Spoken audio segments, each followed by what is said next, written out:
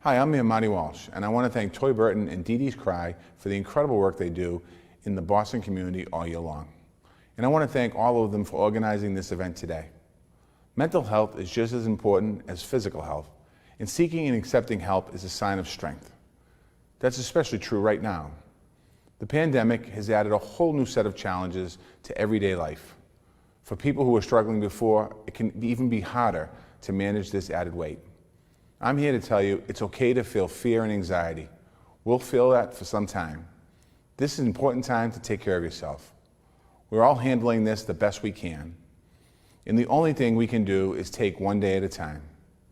If you need someone to talk to, you have options. You can call your healthcare provider to get set up with a telehealth counselor. Or you can call 311 at the city, our hotline, to get connected to anonymous counseling over the phone. I know that DDs Cry is going to share some important resources with you today. I want to thank the panelists for coming together and sharing their stories. In times like these, it's important to support one another and find ways to connect. I wish you all the very best, and I thank you for creating a positive change in our community. Good Saturday morning, everyone. My name is James Jimmy Hills. I'm the host of Java with Jimmy and also the digital director at DDs Cry. We are here today with Miss Krystal and our CEO and founder, Toy Burton, who's going to tell us a little bit about DDs Cry and why we're here today. And then we'll turn it over to Miss Krystal to give us some tips and tricks for supporting our children's social and emotional development. Good Saturday morning, everybody. Good Saturday morning.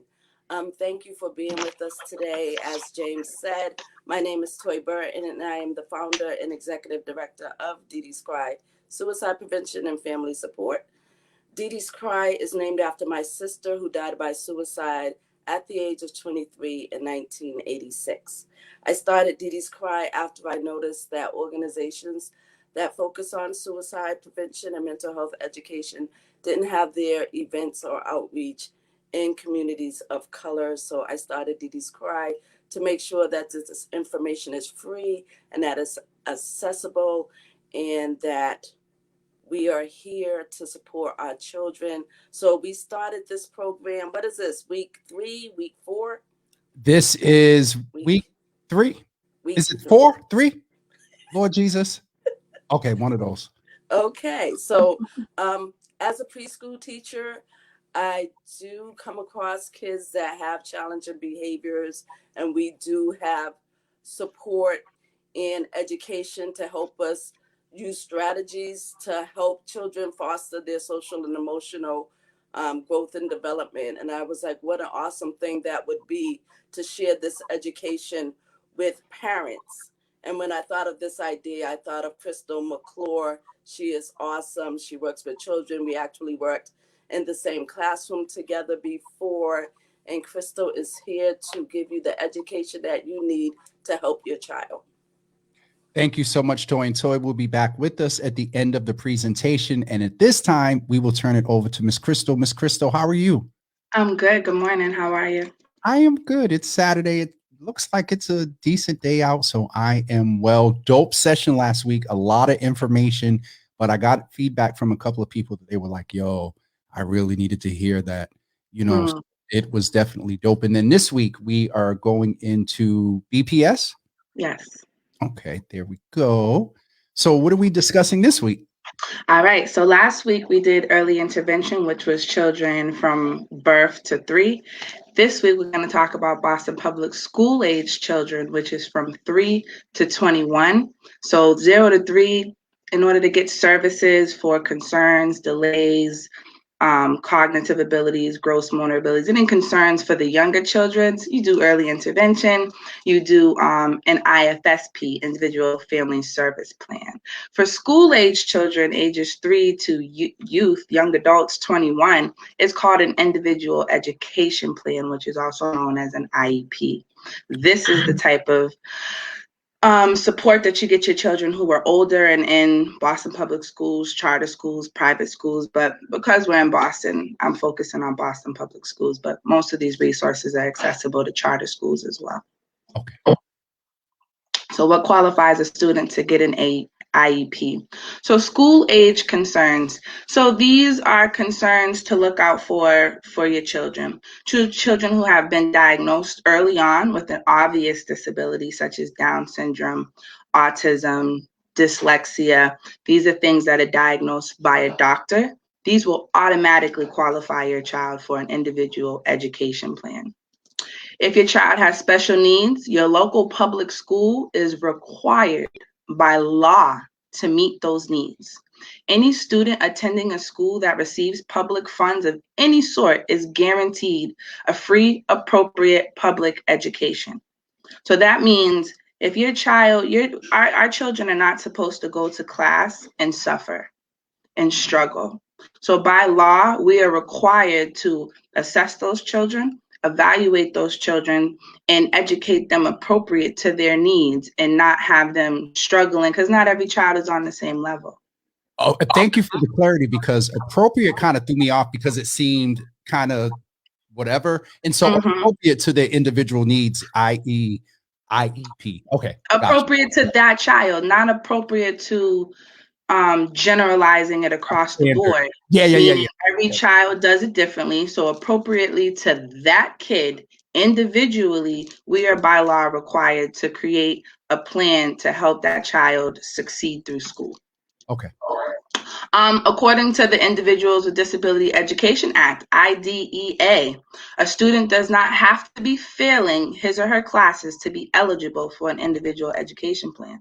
Basically, your child could just be struggling, but still passing, getting C's, maybe some D's, but you're seeing that they're struggling to get there. They don't have to be getting all F's in order to get support. Them struggling to access it, struggling to interpret it, understand it, to get it, they still can get these services if they're struggling with it. That kind of goes to the point that you were making last week, that there's the early intervention, but then there's also the intervention and taking advantage, like kind of when you first notice it. You got the intervention and the prevention. So that IDEA is the preventative. Like that's the minute you see your child struggling, they qualify to get some supports, and we are required by law to evaluate and assess them. Okay. That way they don't get to failing. So we got interventions and preventions, and I think that's an awesome thing. For children and youth ages 3 through 21, the Individual Disability Education Act defines 14 different disability categories under which a child may be eligible for special education.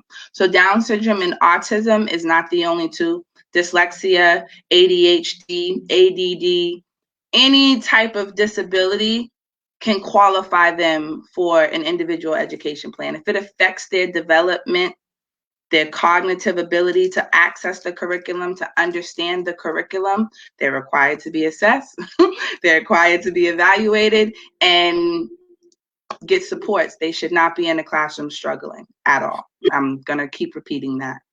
Absolutely. And let me ask this, because we hear the word disability. Is this where if a child just has a physical disability that may lend to their ability to either, grab the book and learn, they don't have a developmental disability, but does a physical disability, can that trigger, for lack of better words, can that prompt an IEP, or is that kind of different? That's a little different. That can kind of transfer over maybe more to like a 504 plan. Okay. And a 504 plan is basically like the child needs special accommodations. Okay. To be able to be in the classroom, to be able to physically be present and available like the other students. So just, you don't have to, the 504 plan are for those children that don't have disabilities or just may have a physical ability and need to be able to get into the classroom like everyone else. They may need accommodations, like where they're seating, a special desk and things like that. So yeah, so that there's a different kind of plan for those children that cognitively don't have a disability. Okay, and that could fall under ADA as well too, right? 504 and American Disabilities Act. So if a parent, because I know a parent may be listening and hear the word disability, and so I needed to know, so wanted to clarify. So there is an outlet if it's just physical, but it doesn't fall under the cognitive, which IEP addresses. Yes. Okay. Absolutely. Teach me, Jesus. Students may struggle with these students may struggle with listening, thinking, processing, understanding, speaking. Could be a language concern. Language concerns also qualify. That's, reading, writing, spelling, or doing mathematical calculations. Conditions such as perceptual disabilities, how they perceive things, brain injuries, minimal brain dysfunctions are also concerns and things to look out for. So yeah, there's a variety. Like I deal with a lot of children who have speech concerns in my current line of work. And parents are like, oh my goodness, is speech a disability? Speech is something that can be corrected most of the time. Speech concerns can be corrected if your child has a lisp, or your child has they're delayed in their speech, or their enunciation or their articulation they may have concerns with. And yes, that still is technically a disability. It's a speech delay or speech concern. Mm-hmm. However, that's very different than a cognitive delay or a disability. Like, speech has a good chance of being corrected versus these disabilities that may go with you forever, and you just may need these supports moving forward, maybe forever, maybe not, maybe they'll minimize as time goes on. So speech is a common one that I deal with, especially with my bilingual children who are juggling between both languages. So not some disabilities require you to go in substantially separate classrooms with a special education teacher, with small groups of only 5 to 10 children in the classroom. And those are special education classrooms for typically those children with disabilities that need to be in smaller classrooms with a special teacher that knows how to teach special education to children who struggle to access it the other way. So yeah. Okay. How to support these concerns. So, there's too many. Some of them are severe, mild, moderate, that could qualify your child to get an individual education plan. And also, again, maybe you don't have a disability, you just need extra support. That, not being able to access the curriculum or understand the curriculum doesn't equal disability. It just equals a concern for you accessing the curriculum, and you need support. So how to support these concerns? Always check in with your doctor just in case the child requires a diagnosis. Only doctors can diagnose your children. So if you're seeing signs, or your teacher's bringing signs and concerns to you, and it's seeming a little off, again, like we said last week, go with your gut and get your child checked out by your doctor. Your doctor could point you in the right direction, get you the resources that you need as well. But you only get access to resources if you speak up and you ask and you advocate.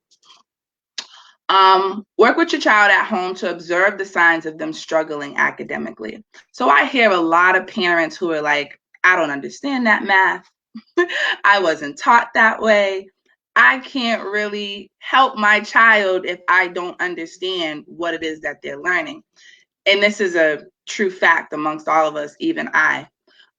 However, you don't have to know it to see that your kid is struggling. Because, the obvious is that the teacher's going over it. The teacher's providing resources. Most often they give you outside resources for the child to go to, different tutors and things like that to help the children. They have Khan Academy. Khan Academy is phenomenal. And you can go on there, and it teaches a variety of topics, mainly math. And it breaks it down. The guy has a whiteboard, and he draws out the math problems, and he breaks it down step by step. And it's a multitude of topics. It's phenomenal. So Khan Academy, my daughter used it. It's awesome. It's like having a live teacher. Okay. Sitting right there with you. So with that being said, you can just see that your child is struggling with the simplest of things, especially if you're paying attention in the earlier years. when it is the math that you understand. You know, most of these concerns don't just really pop out of nowhere. They typically have shown signs leading up to that point. Maybe you didn't see it before, but if you pay attention, they simple, 7 plus 9, and you see that they're really struggling to do that, or even a 4 plus 5, something you can count on your fingers, and they're not able to like understand that this hand has this many fingers, that hand has this many fingers, add them together. Now, every child's going to struggle. Not every child's going to get it right away. But if you're seeing that you're putting cubes and blocks and Cheerios, and you're doing all the things you can do to help them see it in a different way, understand it in a different way, and they're just not getting it, you should be concerned about that. Talk to your child's teacher. Go to parent-teacher conferences and ask questions about progress reports and report cards, because maybe what you're seeing could be a concern, could not be a concern. Bring it to the teacher, and the teacher says, yes, I have noticed that. He does seem to be struggling with math. We've tried this, we've tried that, and he doesn't seem to understand it. And you're saying, yes, I'm seeing the same thing, and the teacher's validating it. That is now time to collab. Parents and teachers should create a plan to help support the child. If I'm seeing the concern as the parent, you're seeing the concern as the teacher, what are we now going to do about this? Before we jump to evaluations and getting tested and all those good things, what's the plan we're going to do? Check out the seating arrangement. Where's your child sitting? Do they need to sit closer to the teacher? Right? Do they have a friend sitting next to them that's distracting them? Right? Like those little things really matter. If you're trying to focus, and the kid to the left and the kid to the right, they get it. So they're talking and they're playing, and it's messing with your child's focus. Make sure you're checking with that their hearing is okay, that they have glasses if they need it. All those things matter to your child being able to focus and participate in class. So you want to pay attention to that. You notice he's squinting too much. He can't learn and access the curriculum if he can't see it. Yep. It's way in the back of the classroom. All right. So you want to collab, create a plan. What are we going to do? Okay, well, he's sitting in the back. Let's push him to the front. Whether it makes sense or don't make sense, we want to try this. Let's get him to stay after school once or twice a week and get some extra tutoring. A lot of Boston Public Schools have City Year. City Years have after-school programs that help support your children in academic help and support. So create that plan, identify what we're going to do, when we're going to check in. Next progress reports come out, on this month. We're going to see, now that we've made these changes, see if there's any progress, still monitor the child at home, see if they're still struggling, and help in the best way that you can, or ask the teacher for resources to help you understand, to help teach them.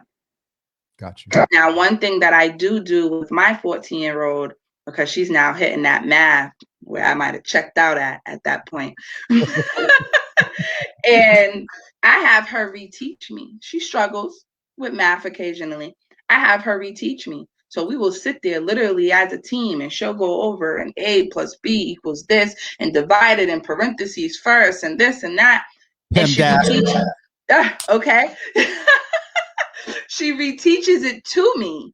Okay. And then I promise you, by the time she's teaching it to me, she realized where she messed up at. She realizes where she messed up at. And I noticed that. I was like, you know what? I don't have to know it to help you, but by you going over it like a teacher to teach me helps you identify where you were going wrong. So that's another tidbit. So we said map out the steps that would be taken before considering an evaluation. Get your child a tutor, like I said. Maybe they need more one-on-one support. Sometimes the classroom's just too much. Sometimes it's just too many children in the classroom. Sometimes the teacher can't give your child that individual support because there's, in Boston Public Schools, there's 23 other children in the classroom. So you got to be mindful of that. Maybe a child needs one-on-one. Doesn't mean they need to go to a substantially separate classroom and be in a small room and special education, but they may need that one-on-one, could very well be required. Create a study group with a friend so that they can support each other. I always say, know who your children are friends with. Yeah. Go to your parent council meetings. Meet with like-minded parents who are also concerned about their children's education and what we're teaching them and how the school is operating. Make friends, collaborate. Some parents are very just go to work, go to school, do your homework, you go to school, I go to work. No, we got to combine those worlds. So you want to know who your children are friends with. You want to try to give that olive branch, extend that olive branch. Know who those parents are. Try to get a play date. Have them do homework together at home. Maybe one kid can help support the other kid. So I definitely advocate for children helping teach each other and supporting each other and working off of each other as well. Yep.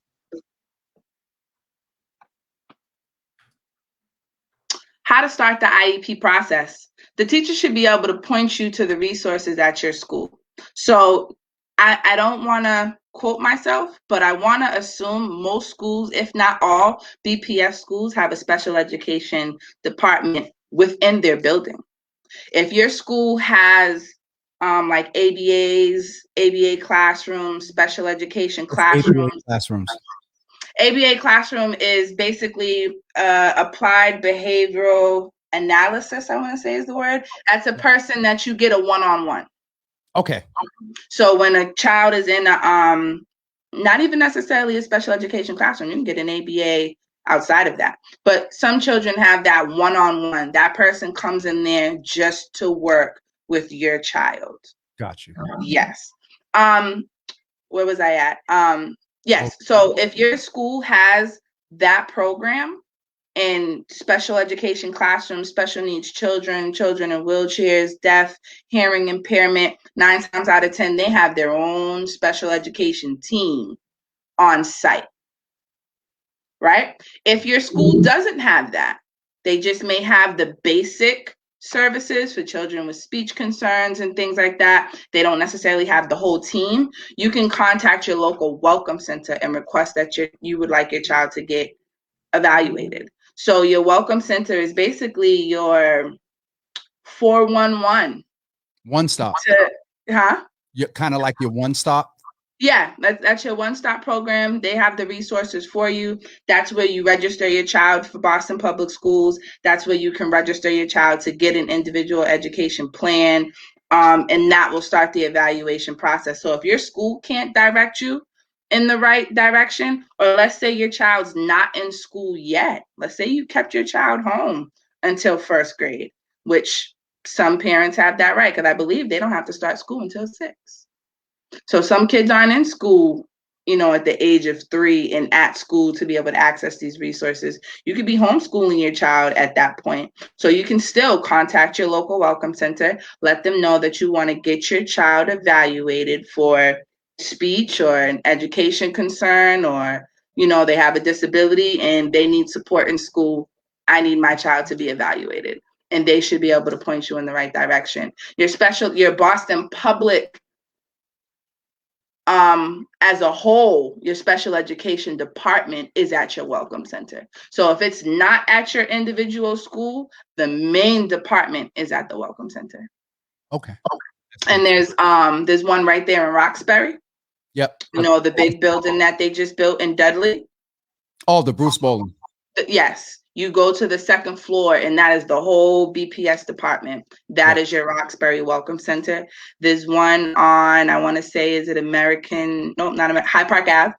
Yep. High Park Ave, that's the Rosendale one. So there's a Rosendale one, a Dorchester, a Roxbury, East Boston.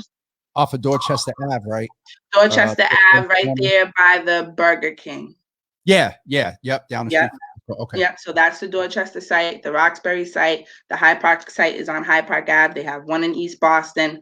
I don't know what they're necessarily called in other towns, but I know for local Boston, there's one in every town. So contact them, let them know what your concerns are, and they should be able to point you in the right direction.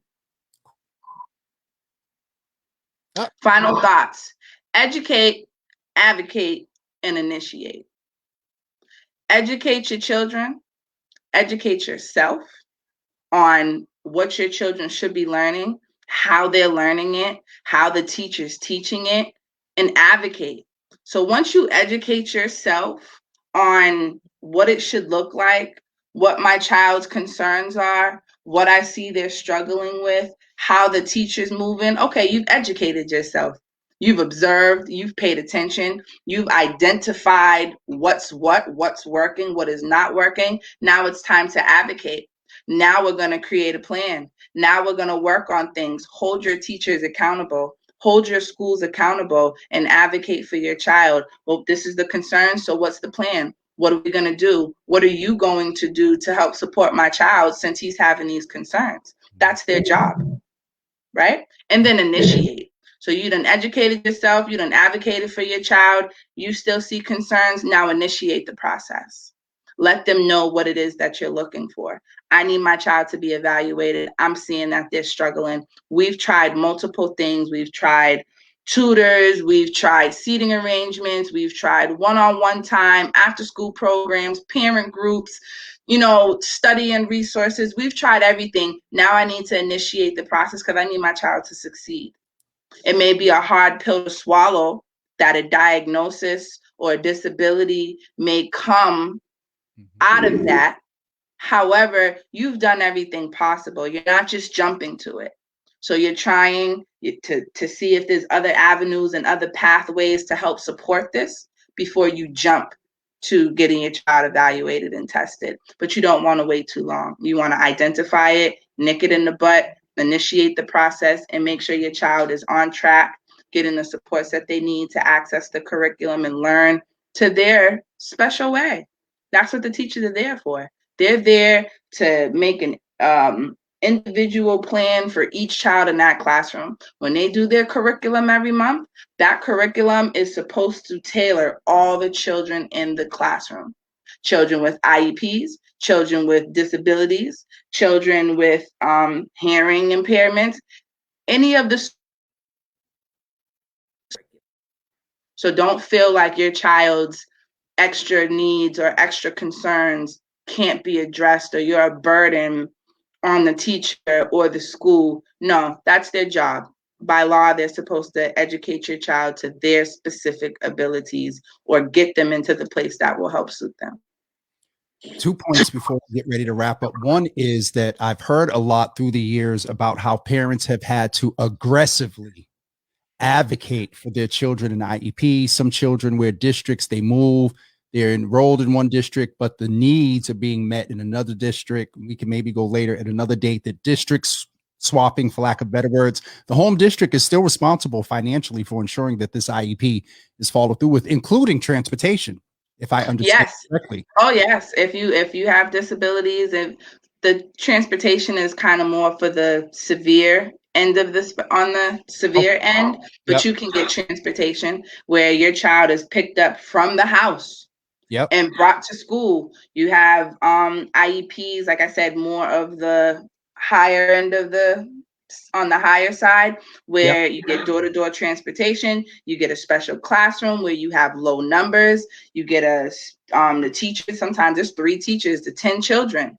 So the ratios are phenomenal. It may sound scary to hear a special education classroom, but your child is going to get all the supports that they need. And it's better to get it done early than to wait and not realize that your child had been struggling with this all this time. And let's bring that back to toys.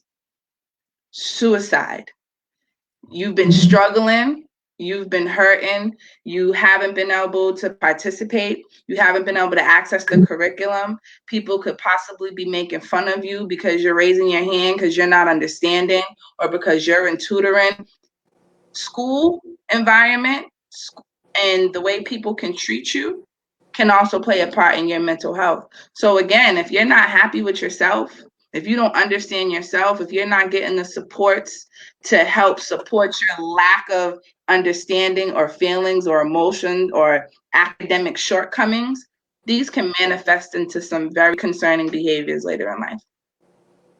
This was a little quicker than last week, but filled with, I think, just as much information and built upon what you said around the early intervention piece, which kind of focuses on the 0 through 3 and younger. But we have teens. I know of a mom that advocated up until the child turned like 21, 22. and Mm. had to advocate, and they, the school kept socially promoting and whatnot. We might need to have a whole separate session on this advocacy piece, because it some of the horror stories that I've heard is ridiculous. And I think even in a world pandemic and all that we're dealing with the state regulations, and now they're getting ready to propose not counting remote learning toward their quiet hours and whatnot, that's a lot. So It is a lot. more work, but I mean, it is important. And to one other point I thought about that you said, Krystal, was that, some people may be a little fearful of a diagnosis, but there was that old commercial that said knowing is half the battle. And we also have to, maybe, Toy, that's another session where we remove the stigma of our unique learners. That special ed is something that some years ago, maybe the feds or whatever came up with to describe a line item or whatever. And unfortunately, society has put a stigma to it. But they are smart young people that just have unique. We're the ones that's actually maybe a little special. They got the unique gifted ability, and we're the ones that's in the norm. They could be struggling in one and be the best math people. Yeah. I won't go down that too much. So, Go ahead, in May, we have on the calendar Parenting While Black. Okay. Because, May is Mental Health Awareness Month. And so we'll be talking to parents who have children with IEPs, and I hope you would join us for that. Krystal, I want to say that date is May 8th at 6 p.m. I'll check my calendar. You don't have it in your calendar yet, James? I'm looking. I think I see it on the page. Jesus. You know how I do. I come up with an idea, like the Facebook page is already made. And the flyer is done yesterday. But I just want to say thank you so much, Krystal and James. And I say this every week. You take what's inside my head, my vision, my hopes for this program, and y'all bring it to fruition. I don't have to tell you what to say. And like you say, the way Krystal, the way you're doing it, you're building upon each lesson each week. So if you have missed any, the videos are on DDs Cry's page. Start from session 1, then go to session 2 and come back and watch this again. It talks about different parenting styles. It talks about the signs for autism, and just basically being an advocate for your child and knowing the signs and the milestones that you should look for when it comes to your child, social and emotional and curriculum development, right? We want to make sure that we're helping our babies and helping them thrive. Right. And that goes to Danielle's point here, that she said, I'd rather a diagnosis than to walk around in denial, because it's going to hurt your child. And not only in the academic process, but Krystal took it right social, home. Emotionally. So these, addressing this now from an academic standpoint might actually save, and I don't want to get too deep, but it might save your child's life. Absolutely. And the denial is more the parents' battle than the kids' battle. And see, we're not going to, that's something that maybe we can talk about in May, because the reality is that the parents have to own the fact that they may be dealing with, if they failed, if parents have a past substance abuse history and whatnot. And so they have to do their work in order to be in place to advocate properly, and to be able to move in spaces where, the mental health just across the board. You got to figure out what's the purpose. Take the fear out of it, figure out what the purpose is, and let that be your drive. I'm here to make sure my kid, it gets what they need to be successful and self-sufficient. I can't be fearful. I like that. Go ahead, Sarah. Look like you wanted to say something. No, I was going to say, this is exactly what the program is structured to do, is to give people the education that they need and know what to look for and know where to find the resources. So Krystal be hitting the nail right on the head, telling them to go to their welcoming center, tell them to have a conversation with the teacher, make a plan. Once you figure out what's going on, then what's next? Yep. Have a plan. Support your child. That's what we're here for. Educate, advocate, and initiate. I'm about to get a t-shirt with that on it. So I do want to say, I believe we are the only program that this is free. We don't ask for any emails. You could just log in. Play. Yep. Oh, as they say, as the young people say, tap in. Yeah, you don't have to register. And this is brought to you all because we care. because Absolutely. and don't forget that you can support DD's Cry. We have Black mental health as our focus. Make a donation today to DD's Cry. As Toy mentioned, this is free. I'll just be really transparent. Toy figures out a way to compensate her guests and whatnot. And so if you would like to donate, there's the staff there. There's some of the past events we've had as well. If you are watching and there's a parent that you would like to make aware of this program, you can take a screenshot of this right now. It's also on the DD's Cry page, but let them know we're here every Saturday through the end of May, helping your children with tips and tricks for their social and emotional support. And so please do not forget to go to DDsCry.com to get more information about DD's Cry. And we will be back next Saturday, the 20th at 11 a.m. Yes, and you could definitely make a donation on the website. Just hit the donate button. If you appreciate what we're doing, support what we're doing. We also take on sponsors. If you work for an organization or a company and you're like, hey, they're doing great things in the community, support them. We'll definitely take that. You go to our website, it'll have the information, how to write a check, what to put on the check, and where to mail it to. All right. That is it for us this week. Thank you so much for tuning in. Please share this with parents, that parent that you have some concern about, that niece or nephew that you notice. Tap your brother, your sister in, and just have them say, hey, I saw this great quick session on Facebook. I'm going to send you the link. Just check it out and give us a check in with them, and then refer them to the DD's Cry website, and there'll be information there for you to check out. But mainly, all of the presentations made because resources were made available there, especially last week for the early childhood education session. So you can watch it for free. I think that's it. And I still need to figure out a way how to get these on Facebook. So I just need to convert them. So we'll work on that so we can put them up as pictures. Awesome. All right. That's it for us this week. Don't forget Fridays, 5 at 5. Please go back and check out yesterday's session that posted at 5:00 p.m. So please go check out the inaugural session Fridays at 5, and we'll be back next Saturday at 11 a.m. with supporting your children socially and emotionally. And that's it for us. Ms. Krystal, any closing words? Educate, advocate, and initiate. There we go. We will see you guys next week. Have a good week, everybody. Bye. Bye-bye. Bye.